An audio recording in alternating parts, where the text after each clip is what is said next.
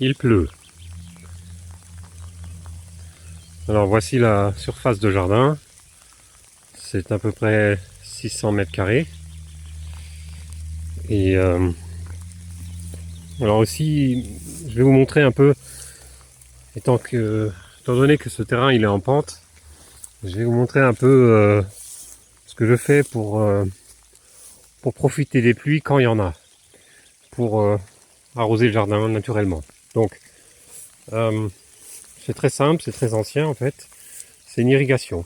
Donc là, en fait, on est en bout de chemin en quelque sorte.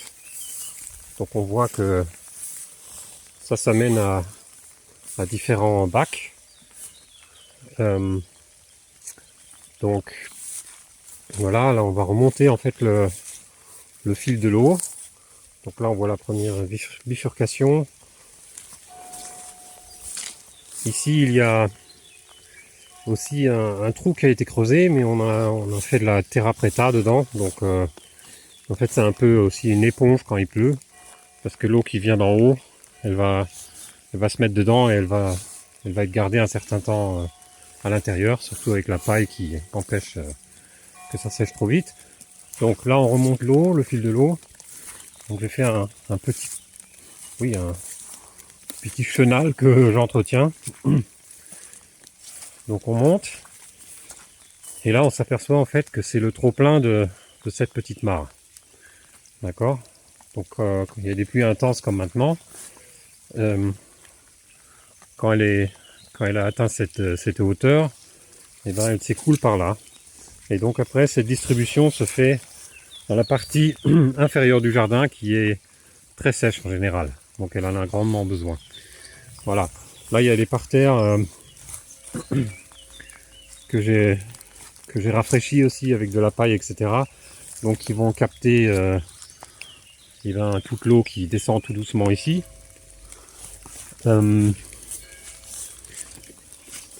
Donc la petite mare avec ses habitants, grenouilles, gardons pour les moustiques et plein d'autres bestioles.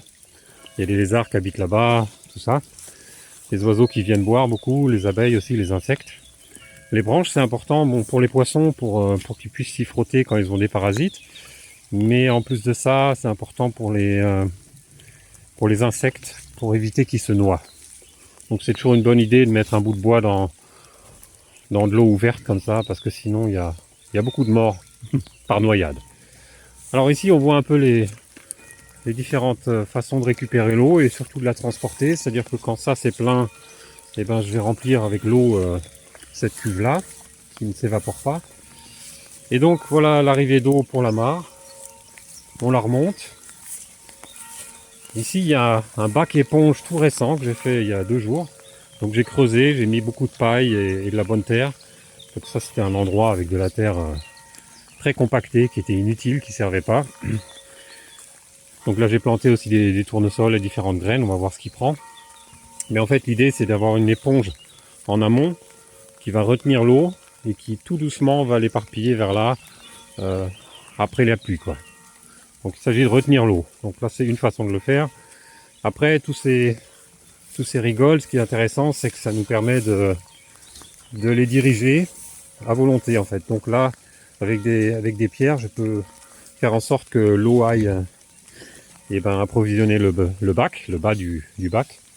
Et là on remonte. Donc là c'est un peu caché mais ça coule. C'est cool. Voilà, ici il y a un trou. J'ai fait ça pour que les saloperies qui arrivent, on va voir, de la route, puissent se poser un peu. Et c'est une occasion aussi d'avoir un trou pour capter l'eau avec le seau, par exemple, pour la mettre là, s'il y a besoin. Donc là on remonte. Là il y a le premier vrai croisement qui va en fait faire en sorte, si je mets des pierres, que soit l'eau aille à la mare, et dans le côté droit du jardin, ou bien à gauche. Et là on va suivre un peu ça. Et à gauche c'est important aussi parce que ça va justement approvisionner le haut du jardin et aussi le côté gauche. Donc ici ça un autre trou et puis ensuite ça va partir sur les pommes de terre qu'il y a là. Voilà. Donc Ici, il y a un autre récupérateur d'eau, de pluie. Et d'où vient toute cette pluie? Et ben en fait, elle vient de la route, enfin d'une partie de la route, comme on voit ici. Donc à chaque fois que je passe, en fait, je fais en sorte, surtout après que les vaches soient passées, de renettoyer tout ça. En général, je le fais avec mes pieds. Je trace des lignes pour que l'eau puisse vraiment passer. Et donc là, on voit que tout ce qui est sur la route, ça descend dans le petit fossé. Et en plus, j'ai la chance qu'il y ait une maison qui n'est pas habitée ici, qui récupère un tout petit peu d'eau du toit, qui va tomber là-bas parce qu'en fait la gouttière est cassée. Donc il y a une surface du toit et la surface de la route que je capte.